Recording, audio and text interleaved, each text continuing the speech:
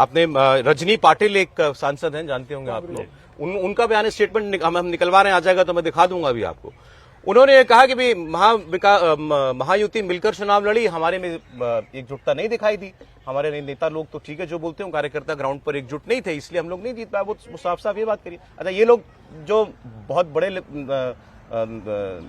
नीति निर्धारक नहीं होते हैं, वो ग्राउंड पर थोड़ी ज्यादा नजर रखते हैं, वो उनका ये बात कहना है। अच्छा, चंद्रचूड़ साहब को इसमें बार-बार एक चीज खाली जोड़ दो आपकी लाइन में, उसमें आपकी बात और फिर इसमें ज्यादा सटीक समझ में आएगी कि अपोजिशन के उस नेता ने यह भी कहा कि फर्क देखिए कि जब हमारे गठबंधन सीट शेयरिंग को लेकर बात करता था तो हमारे नेता फुले फुले मुंह लेके निकलते थे और नाराजगी वाली खबरें बताई जाती थी। महायुति के अंदर चाहे जो कुछ भी होता हो, हर सीट शेयरिंग के बाद तीनों नेता एकदम मुस्कुराते हुए बाहर आते थे और कार्यकर्ताओं में ये मैसेज आता था कि हम लोग एकजुट हैं। वहां भी हमारी चूक हुई है। चंद्रचूड़ साहब अब जरा प्राइम टारगेट है। अब तो हो गए पूर्व न्यायाधीश, मुख्य न्यायाधीश हो गए। ईवीएम का फैसला, पार्टियों का फैसला ना करना, सिंबल का फैसला, दोनों को लेकर के उनके ऊपर निशान है। सौरभ जी, यही लोग हैं जो अक्सर कहते हैं कि नेहरू जी पर क्यों चले जा रहे हैं। अब चंद्रचूड़ जी चीफ जस्टिस के तौर पर पास्ट हो गए, कम से कम इससे तो बचना चाहिए। जब तक वो कुर्सी पर रहे तब तक यही जो सो कॉल्ड लेफ्ट लिबरल कमाल था, वो क्या था, एकदम नतमस्तक था। आहा, कमाल हो गया। और जैसे ही गए वो तुरंत उनके खिलाफ बोलना शुरू कर दिया। ये भी दिखाता है कि आप किसी भी चीज का, कुर्सी का, न्यायिक व्यवस्था का, संवैधानिक संस्था का, जनता का, लोकतंत्र का, किसी भी चीज का आप सम्मान नहीं कर सकते।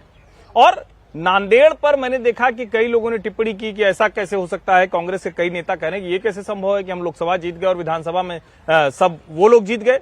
अब इसी दिल्ली में जहां हम खड़े हैं, दो बार हो चुका है, तीसरी बार की तरफ हम बढ़ रहे हैं। अभी भी कोई ये नहीं कह रहा है कि भारतीय जनता पार्टी को यहां जीत जाएगी, प्रचंड बहुमत से जीत जाएगी। लेकिन लोकसभा के 3 चुनाव 7-0 वो भारतीय जनता पार्टी के पक्ष में रहा। जनता तय करेगी ना। इसका मतलब ये हुआ कि जो आपको अचानक भाजपा को वोट देने वाली जनता राक्षस, कम्युनल, एकदम दिमाग में भर दिया गया है, वो सब लगने लगती है। एक तो पहले उससे आउट होइए। दूसरा, आपके नेता नियमित तौर पर जनता के पास जाना पसंद नहीं करते। जैसे अभी राहुल गांधी की चर्चा हो रही थी, तो भाई वो क्यों जाएं?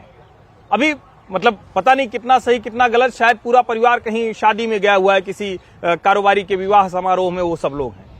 अब सवाल ये है कि जब उनको लगा कि 44, 54, 52 जो भी 52 था और 99 हो गए, जब बिना कुछ किए ये हो गया तो फिर कुछ नहीं करेंगे, फिर खड़े होकर भाषण दे देंगे। वो राजनीति की तरह लेते नहीं है। और चाहे आप महाराष्ट्र देख लीजिए, देवेंद्र फडणवीस, एकनाथ शिंदे और अजीत पवार तीनों अपने वाले वर्कर पर कंसंट्रेट कर रहे थे। आपको ध्यान में होगा, बटेंगे तो कटेंगे पर बाकायदा अजीत पवार ने उल्टा स्टैंड लिया। कहा गया कि ये तो गड़बड़ हो गई सारी पार्टी। देवेंद्र फडणवीस ने तुरंत कहा कि वो दशकों जहां राजनीति किए हैं वो एंटी हिंदुत्व वाली, इससे स्ट्रांग स्टेटमेंट कुछ नहीं हो सकता। उसके बावजूद तीनों अपनी अपनी जगह खड़े होकर एक साथ चलने में सक्षम रहे। वहां एक साथ चल नहीं पाए। उद्धव ठाकरे का उतरा हुआ मुंह, शरद पवार का पूरी तरह से आत्मविश्वास टूट जाना, और फिर बचते हैं राहुल गांधी जो वहां थे नहीं। वहां कौन थे? नाना पटोले, जो हर दूसरे दिन संजय राउत के साथ बढ़िया जवाबी कव्वाली करते थे। जनता इसको पसंद नहीं करती। अच्छा ठीक है, अब जरा महाराष्ट्र का मुख्यमंत्री कौन होने वाला है उसकी हम लोग चर्चा कर लें। समीर जी, क्या खबर? तो सबसे बड़ा सवाल तो भी यही है कि महाराष्ट्र का मुख्यमंत्री कौन होगा। जैसे जो आंकड़े आए, जिस तरीके से, मतलब हमारा सवाल हुआ ना, आपके पास तो जवाब है। नहीं, जवाब नहीं, अभी तो किसी के पास जवाब नहीं है। जवाब तो सिर्फ 1 या 2 लोगों के पास है, शीर्ष नेतृत्व को पता होगा।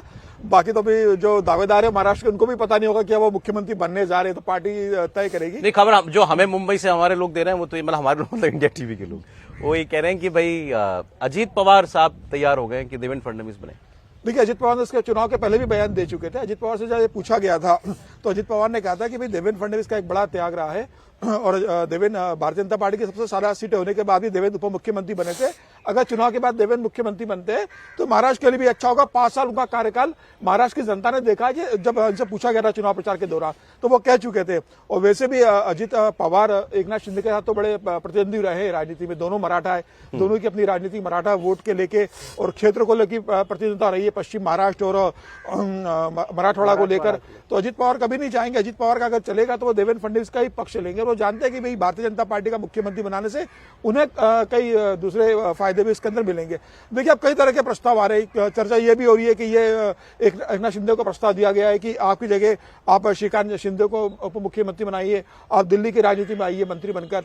ये भी कहा गया है कि वो उप मुख्यमंत्री बनेंगे तो उनके बेटे को श्रीकांत को कैबिनेट में यहाँ शामिल कर लिया जाएगा।